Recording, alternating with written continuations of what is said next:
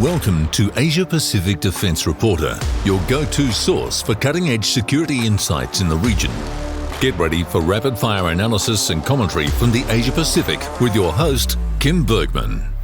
Hello and welcome back. I delayed recording this podcast for 24 hours, waiting for the new ministry to be outlined, the new federal government ministry to be outlined, and I needn't have bothered because in the security space there will be no major changes.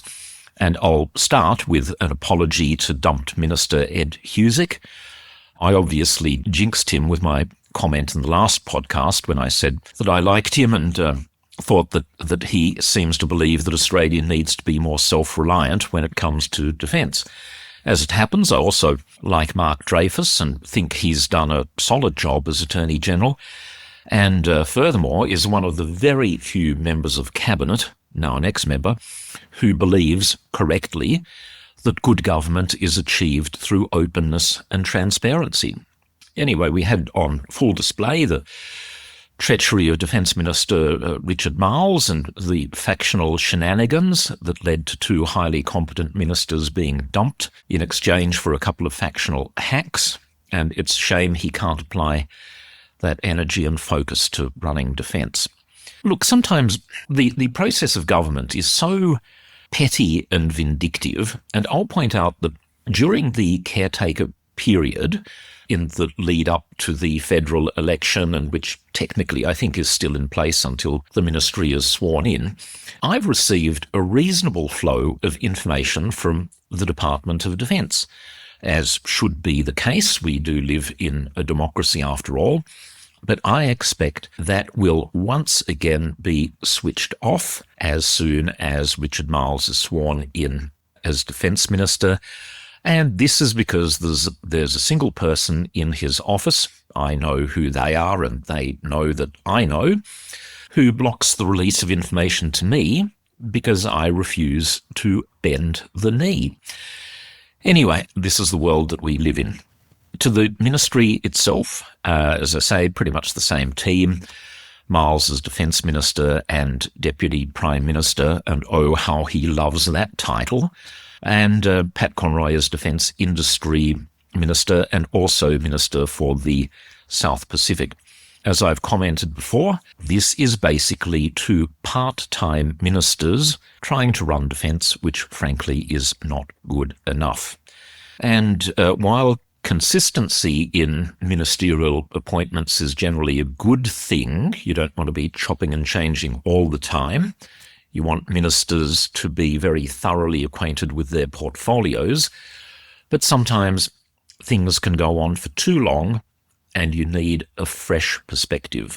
And I especially believe that's the case with defence. We need someone there who realises that the US is no longer a dependable ally and starts diversifying sources of supply and places a premium on genuinely building Australia's capabilities. However, you won't get that from Pat Conroy, and especially not from Richard Marles, who is congenitally incapable of changing his thinking on just about any topic. Oh, and I noticed a tiny detail that might be a typo or could be changed in the next couple of days. Pat Conroy's ministerial title previously included the term capability delivery. Now, that no longer appears, though, as I say, that might be just some sort of administrative oversight. But if it has been deliberately removed, I think that would be a major error, because it would seem to indicate that no one is actually responsible for beefing up the ADF, and by a process of default, this would seem to hand back that function to Minister Marles, who is not exactly known for his work ethic or his attention to detail. Because there's not a lot of Australian defence-related stuff to discuss right now, you know, the minister's just about to be sworn in, I thought I'd use the time to do a bit of tidying up, and I have some more thoughts on the one tiny little blip of national security stuff that occurred during the election campaign, namely whether or not Russia asked Indonesia about a permanent base, Air Force base, on Biak Island, which is about 1,300 kilometres from Darwin. Media reports on this topic led Richard Marles during the election campaign to calling Indonesia's Defence Minister Syafri Samsudin, who I've met, actually, and I'll come back to that. Apparently, Marles called Syafri and asked for reassurances about the Russian base story, and according to Marles, was told that the matter was not something that Indonesia would ever agree to, namely the permanent basing of Russian aircraft on Indonesian soil. In all of the reporting of this, a couple of very important matters seem to have been overlooked. Firstly, if I had been Minister Syamsuddin, I would have been tempted to get on the phone and reply along the lines of, "Oh, you want to know if Russian aircraft are going to be based here? Well, that's a bit rich coming from a country that didn't bother telling us about nuclear-capable B-52s being based at Tyndall." Secondly, given the way that Indonesian politics works, and I'll phrase myself cautiously because I don't want to be banned, it's entirely possible that President Prabowo Subianto could have discussed the Russian basing idea directly with Vladimir Putin during one of his regular trips to Moscow, but simply didn't bother telling anyone else. That might sound very strange to Australians, but it isn't so unusual in the Indonesian context, and I'll give you a bit of direct evidence.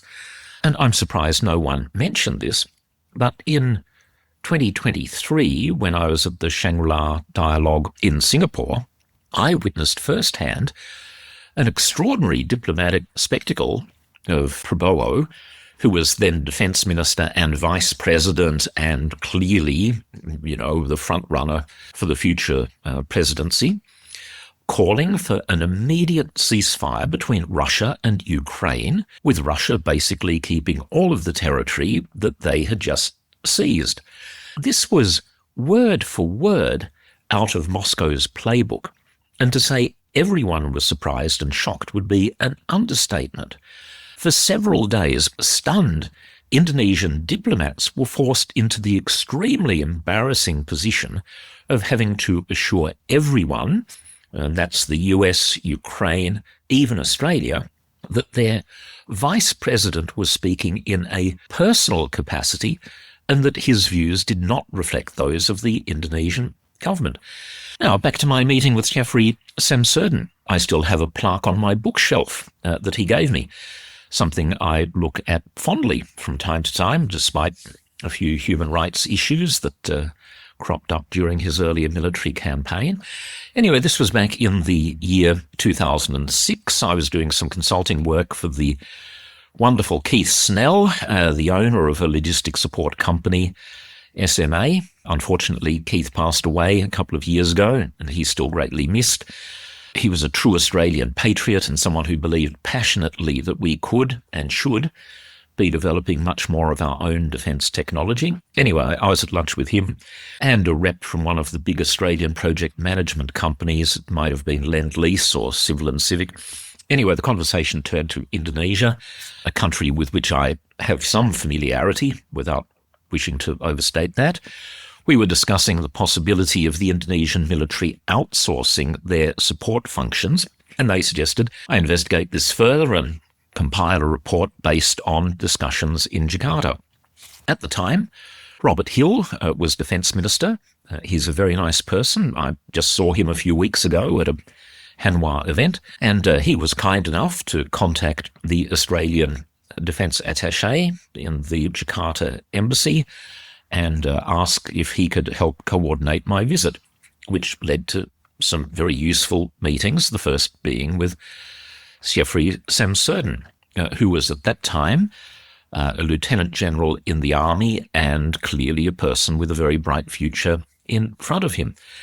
And he explained in a very polite, kind of informal sort of way. This took place at a low-rise building in Jakarta, no obvious security or anything like that. And he explained via translator that support was indeed a major problem for all of TNI, the Indonesian military, because current practice when purchasing military hardware was to only buy 1 year of spare parts. This was, and probably still is, an absolute nightmare. Anyway, during the discussion, I noticed the two Australians, the defence attaché and I think it was an Air Force attaché, scribbling away madly. And this was repeated the next day at Indonesian Air Force headquarters, which was in some completely featureless office block in a large military compound in a Jakarta suburb.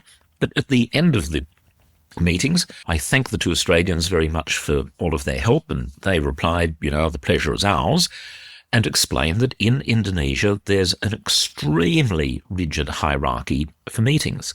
The defence attaché was a colonel, and so he would only meet with people of exactly the same rank, and certainly not with an Indonesian of higher rank. That's just not done. Anyway, as a complete outsider, this is me, and one seen as having the backing of the Australian Defence Minister, the Indonesians opened up in a very frank way. Hence all of this note-taking. A couple of exercise books were being filled. So it was a real win-win in terms of information gathering. For people who are interested, the conclusion of my report was, yes, there were theoretical opportunities, but it would take Indonesia a couple of decades to get to the point of being prepared to contract out large slabs of support to a foreign-owned company. Let's swing back to the topic of the US tariff war. We'll fast forward again to today, because they have the potential, in my opinion, to really hurt Indonesia, and that could lead to much closer relations between Jakarta and Beijing. Hold on to that thought. In the last podcast, I mentioned Trump's trade war, the damage that it was doing, and predicted that it would come to an end because some sort of trade embargo with China was just going to be a disaster, particularly for the US. Well, that seems to have happened. 40 days after Liberation Day, the news has come out of meetings in Geneva that both sides are reducing the level of tariffs for a 90-day period. What happens after that is anyone's guess. I think that the US has realized that China holds a lot of the cards. I also note, by the way, that despite the stock market bouncing back and all of this euphoric reporting on tariffs being lowered, the US is still hitting Chinese imports with a 30% tariff. Okay, a huge reduction from the 145%. But I think even 30% still has the potential to massively disrupt trade between the two countries. So I think that this has got some way to play out, and I don't share the overwhelming optimism of many of the commentators and politicians who seem to be in a state of euphoria about the problems having been fixed. No, they haven't been fixed. They've been reduced, but the issues are still there. Now, this whole business of trade with China, this, in my opinion, gives Beijing massive leverage, and I wonder if in future President Xi might not be tempted to use it more aggressively, like, in dealings with the US, and say, okay, we are prepared to further reduce tariffs, we are prepared to give you a huge win, we are prepared to help you regain all of your popularity, but in turn, we want a couple of things. We want you to cut military aid to Taiwan. We want you to scrap AUKUS. Now, I have such a pessimistic view of the transactional nature of the new Trump administration that put under that sort of pressure, they might well cave. So let's have a few words about corruption in the Trump family. And again, this doesn't seem to be getting very much coverage in Australia. The first presidency, Trump 1.0, was a dry run with, shall we say, low-level corruption. Visiting foreign leaders, booking themselves into his overpriced hotel rooms and booking way more rooms than they needed, and renting overpriced office spaces from the Trump Corporation, all of that sort of stuff, which would have put, millions, maybe tens of millions of dollars into the Trump bank account. Back then, no one seemed to blink an eye. And so now the second time around, it's much, much more serious. And again, I say I've seen almost no coverage of this in Australia, but it's estimated that through cryptocurrencies in particular, he launched his own crypto thing a couple of months ago, he and his family have enriched themselves to the tune of about US $3 billion in a bit more than 100 days. Now, on the current exchange rate, that's about 4.7 billion Australian dollars. 4.7 billion is a huge amount in anyone's language, and this is just the start. In the US, as a consequence of further decisions by President Trump, crypto is no longer regulated. And that means that the money already received could have come from anyone. President Putin, President Xi, maybe someone in Turkey, maybe someone in the Middle East. And I notice that the latest kerfuffle is over Qatar, a country somewhat aligned with Iran, getting ready to give him, and I do mean give, a luxury 747 aircraft that has been described as a flying palace that he can use as Air Force One, and then keep it when, or rather if, his presidency ends. Now, I'm highlighting this not to make fun of the US president or their system, but to point out the obvious dangers for Australia of tying ourselves so closely to an administration that's making it clear it can be bought and sold. This is a recipe for disaster. Now, it's possible that some Australians might see this situation as a positive. Maybe they would say, well, how about if we pay him personally another $5 billion that will guarantee the future delivery of a couple of second-hand nuclear-powered submarines? Personally, I think that would be a very, very bad, very dangerous move, because you don't know when this complete nonsense is going to end. If you give in to this sort of pressure, or if you try and preempt it by offering things like some sort of access to a strategic mineral stockpile or whatever it is that Albo and his pals have in mind, it only encourages more of this sort of behaviour. It's as if somebody walks up to you in the street and punches you in the face, and you say, "Oh, here, have my car keys." What's that going to lead to? Certainly not going to lead to a person receiving the car keys being somehow grateful or appreciative. It's going to lead to you being punched in the face again. Anyway, back to reality.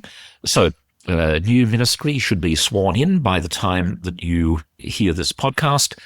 In the next one, I'll try and do a little bit more analysis about what it will mean in the short term for Australian defence policy. Hint, probably not a lot. As always, thank you very much for listening. Goodbye for now, and see you next time. That's today's Asia Pacific Defence Reporter. For more in-depth articles, expert opinions and exclusive interviews, visit AsiaPacificDefenceReporter.com. Stay informed, stay ahead. This is your source for all things defence. Until next time.